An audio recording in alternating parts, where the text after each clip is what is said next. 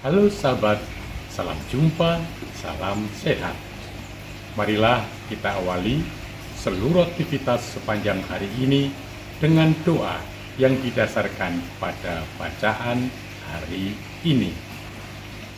Doa pagi Sabtu 24 Mei 2025, hari biasa Pekan Paskah kelima. Jikalau mereka telah menuruti firman-Ku, mereka juga akan menuruti perkataan-Mu. Dalam nama Bapa dan Putra dan Roh Kudus. Amin. Bapa, banyak pekerja mengikuti rencana sendiri, kurang mengindahkan suara Roh, dan usahanya sia-sia. Di sini Paulus dan Silas setiap kali mau masuk suatu daerah, mendengar Roh berbicara, 2 kali mereka dicegah dan mereka meninjau rencananya kembali. Akhirnya Rasul merasa, engkau berbicara lewat seruan seorang Makedonia di daratan Eropa. Menyeberanglah kemari dan tolonglah kami. Daripada terus tinggal di kawasan Asia, Roh membuka jalan baru untuk benua lain, dan kami tahu betapa suburnya misi Paulus ini di kemudian hari. Mendengarkan dan mengikuti suara Roh merupakan salah satu dasar dalam karya misi yang tak boleh dilupakan, sebab bila Roh memanggil, Ia menjamin umat sudah siap menunggu. Bapa, Yesus menjelaskan perlakuan dunia terhadap dirinya, dan nasib yang sama akan menimpa para muridnya juga.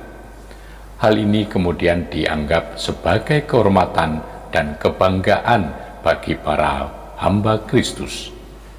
Jikalau dunia membenci kamu, ingatlah bahwa ia lebih dahulu membenci aku daripada kamu, kata Yesus. Tetapi alasannya, karena murid itu bukan dari dunia dan bukan milik dunia, hingga dunia tidak akan menerima baik dan mengasihinya.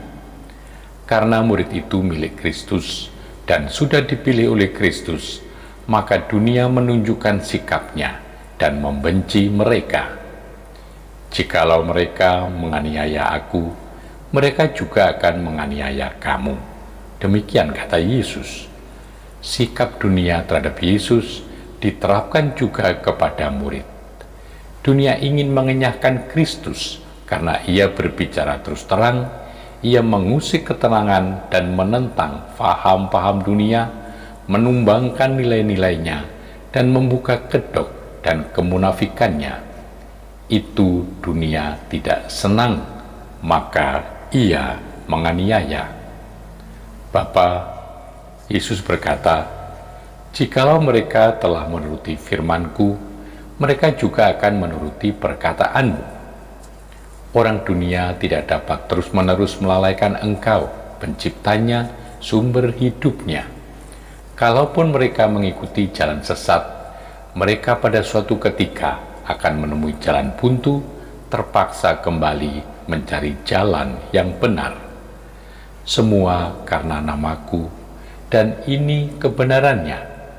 Kamu menderita karena aku demi kebenaran yang mereka tolak demi Dia, yang tidak mereka kenal.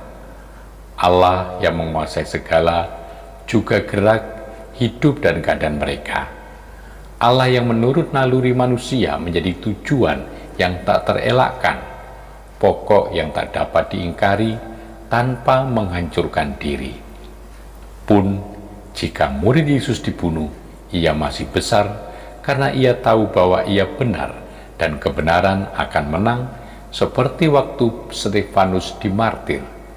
Ia akan berdoa supaya Saulus yang menganiaya menjadi Paulus, karena akhirnya terangmu akan melemparkan dia ke tanah untuk siuman kembali dan mengakui kebenaran. Bapa yang kekal dan kuasa, dalam sakramen pembaptisan, Engkau telah menganugerahkan hidup surgawi kepada kami, sehingga maut tidak menguasai kami lagi.